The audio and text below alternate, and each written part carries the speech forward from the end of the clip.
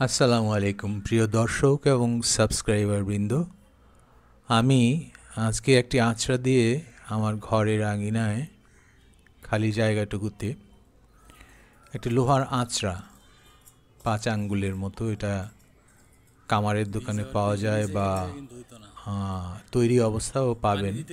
এটা দিয়ে আঁচড়িয়ে মাটি একটু আঁচড়িয়ে লাল শাক, সাথে কিছু পাট শাকও দিয়েছি, পাটের বীজ, লাল শাকের বীজ দিয়ে আমি রোপণ করেছি। দেখুন, ছেলেটি আঁচড়িয়ে এখন বীজ বপন করে দিচ্ছে। এটা 20-25 দিন আগের একটি দৃশ্য।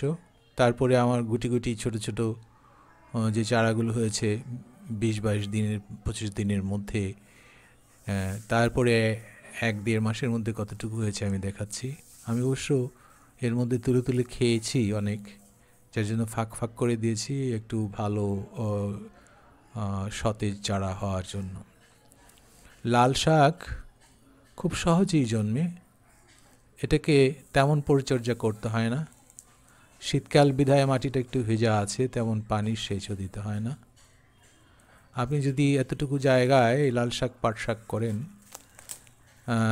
যেটা খুব সহজলভ্য, খুব সহজে করা যায়, উৎপাদন করা যায়, এবং এটা পরিবারের ছোটদের এবং বড়দের যে কত বড় উপকারী একটা সবজি রেড স্পিনাচ, এটা তো শুনলে আপনারা তাজ্জব হয়ে যাবেন। একটি মাত্র আঁচড়া দিয়ে আঙিনায় এই চাষটি করা সম্ভব। মাটিটা একটু অবশ্য নরম হতে হবে। দেখুন, 1 কাপ লাল শাকে আছে 0.86 গ্রাম প্রোটিন, 30 মিলিগ্রাম ক্যালসিয়াম, 0.81 গ্রাম iron, 24 milligram magnesium, 167 milligram potassium, প্রচুর ভিটামিন এ এবং ফোলেট আছে সামান্য একটি লাল শাকে। অথচ এটা আমরা তেমন জানিও না, অনেকে খাইও না। এটা একটা কাঁচা মরিচের সাথে গরম ভাত দিয়ে খাবেন, অদ্ভুত একটা আপনার আহার হবে। এতে অনেক ফাইবার আছে, যাদের হজমে বাধা আছে, ভালো ও হজম হবে, পেট ক্লিয়ার হবে। এবং সাথে পাট শাক। এই দেখুন, এই চারাগুলো হয়েছে 20-25 দিন পর আমার এই চারাগুলো হয়েছে। এগুলো আস্তে আস্তে গ্রো করবে, কিচ্ছু করতে হয় না, এভাবে ফেলে রেখে দিলেই হয়। রাতে যে ঠান্ডা শিশির পরে, এতে করে ওরা বড় হচ্ছে। এখন পানি দেওয়া যাবে না, পানি দিলে এগুলো মরে যাবে, এখন হেলে যাবে, মরে যাবে। এরা মাটির সামান্য নিচ থেকে উঠে। তারপর দেখুন, বড় 1 মাস 7 দিন 10 দিনের মাথায় আমি অবশ্য মাঝে মাঝে তুলে নিয়ে খেয়েছি, ফাঁকা করে দিয়েছি।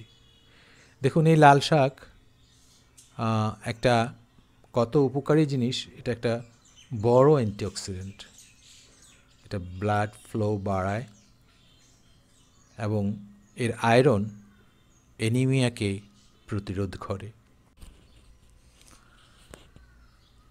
আর আমরা যে সমস্ত খাবার খাচ্ছি প্রতিদিন, ভেজাল খাবার, এগুলো প্রচুর পরিমাণে আমাদের শরীরে টক্সিন এর সৃষ্টি করছে, যা ফ্রি রেডিকেল করে বানায়, এগুলো ক্যান্সারের কারণ।